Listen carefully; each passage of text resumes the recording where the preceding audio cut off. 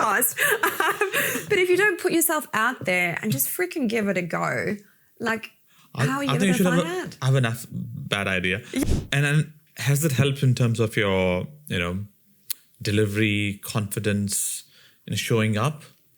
Yeah. I think showing up is a big thing in different situations, there's always a good dynamics of every room. So every room is very different. The word I mean by room is, every situation is very different. Sure. You're meeting a client, you're meeting somebody for a coffee, or you're meeting a family. It's a different room. So how you show up, that presents or that tells what's your process like. So the inner process, if it's that structured and unstable and stabilized for longer period, it shows that how has that inner process evolved. Yes. How you show up, that reflects of what the work. Yeah. So you asked about my process. Yes, your views broadly. Yeah, so, I mean, to sit here and say that I just pray and that everything's fine would not be true, because I think I've met humans in my life that God's worked through, that have taught me certain things to help me show up better, For example, like my mentor or my advisor, that's all one person, has taught me tools to help me be more confident, to deliver a big proposal, but I think God works through that person.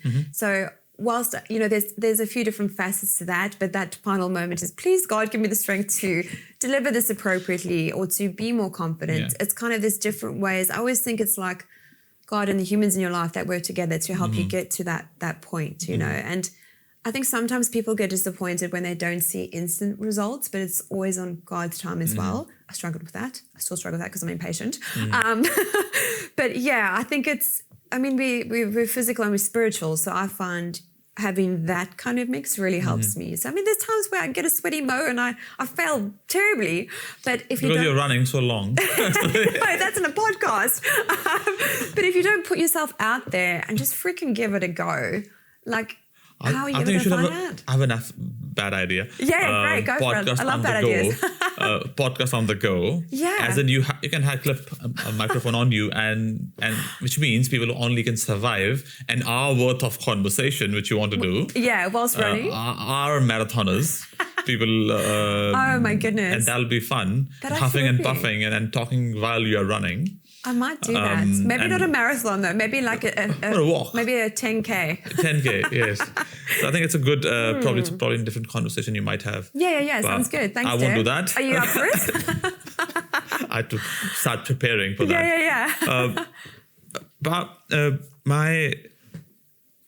I have, as in across my career and the way I think has been strongly impacted by people who are mentors to me. Yes. And I have sought for mentors every journey of my life. Right. So I have a conscious practice. I always look out for another mentor, not a new mentor, another mentor.